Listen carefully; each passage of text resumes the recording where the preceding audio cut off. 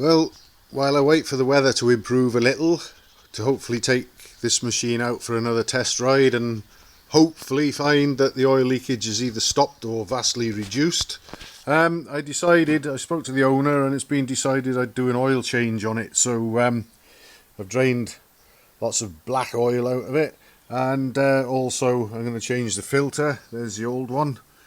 But on top of that, this machine's got an oil cooler as well, so I've loosened off the pipe union there to drain the oil cooler of crappy oil as well.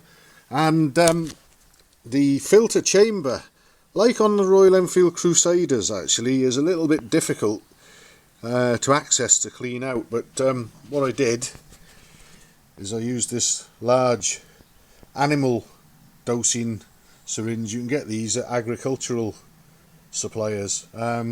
Just use this syringe with a pipe on it to extend its reach and put it in there, and sucked all the black oil out of there, and then followed it up by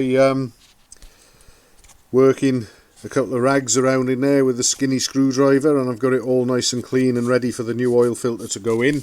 And the owner told me that he was told that the oil in there was straight 40 grade.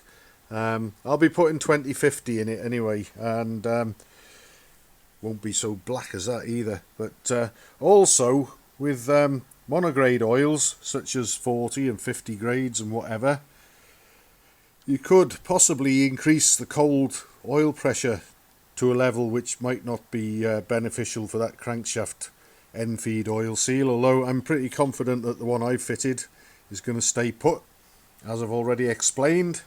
And we'll just have to keep our eye on what goes on there between the back of the cylinders when I got the thing running again. But also, when I've got the new filter fitted and everything back together, I'll be undoing this little screw near the top of the oil filter chamber. This bit fastens on there, and that is the one that I previously put the nozzle of the oil can to and pumped oil in there until I felt resistance, and that told me that the whole chamber and timing cover area and everything, all the oil galleries to the big ends, were full of oil.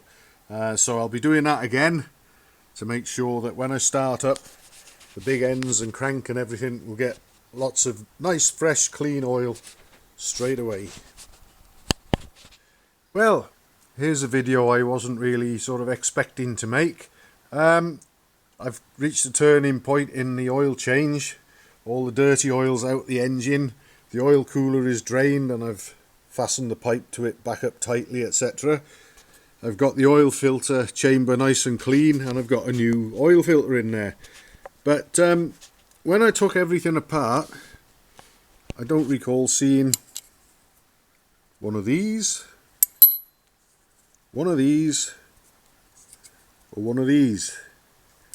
And they're vital to the oil filtration system, because basically when I removed this fin cap to access the dirty filter, which I've got there, and make a start cleaning everything up, I didn't notice any of these things, and I checked in the parts book, and yes, they're supposed to be there just like on the bullets.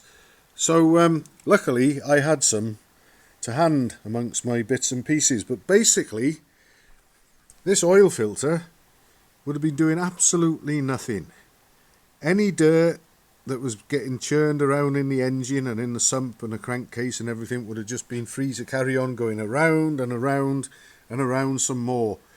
It's almost as if somebody tried to kill this engine by putting the soft rubber seal in the crank end feed for a start off, and on top of that, let's nobble the oil filter and make sure that doesn't work as well.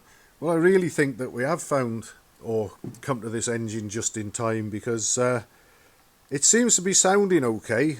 I've run it since doing the work in here, as we've already seen, and it does actually sound a lot better than it did before, and there doesn't seem to be any unpleasant noises from the bottom end or anything like that.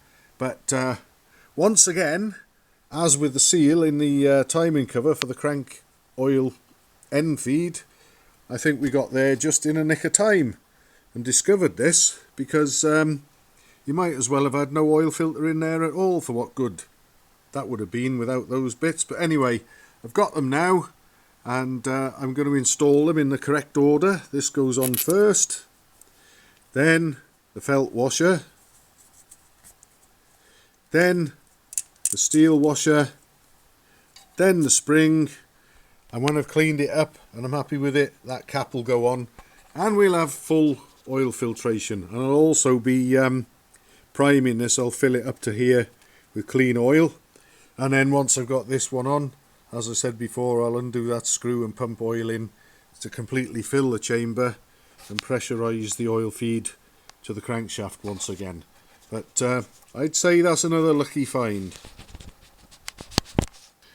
Well, an interesting turn of events again. It turns out, after finding these bits and pieces from looking in the parts book and thinking that I'd got the job sorted, I tried to fit this lot, and of course it'll all fit over the stud and into the filter, but I found that I couldn't get this to sit down far enough with this lot in place. The spring had been in there before, but these bits were missing, and I got them out my own bits and pieces thinking that they would do.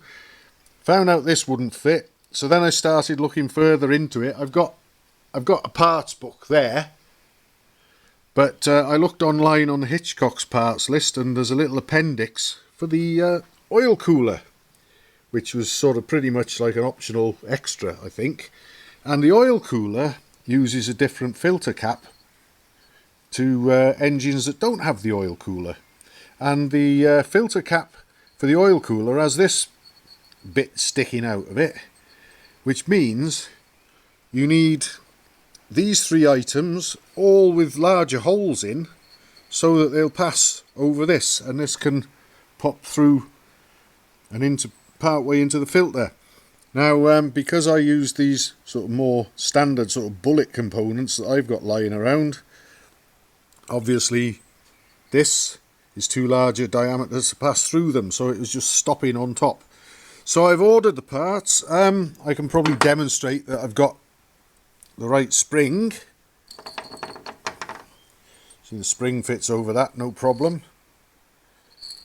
But what I need is the equivalent of these three with holes through their inner diameters that will also pass over that and sit on top of here, and then I can refit the cap. So I'm on stop at the moment. The last thing I'm going to do, I'm just going to put some oil back into the crankcase. I've got the drain plug cum filter back in there, that's all clean. So I'll make sure that we're up to the mark on the dipstick with nice clean oil, and that'll be as far as I can go with it today. I've also ordered a new rear chain because the owner has asked me to fit a new chain, and the side stand spring has gone a bit weak, so I've ordered one of them as well. But once I've poured the oil into the crankcase, I think that's going to be about it for today, and there'll be no more running this engine, obviously, until the parts come and I can complete the oil filter assembly, and this engine will actually have a functioning oil filter in it for the first time in God knows how long, and that's got to be a step in the right direction or six.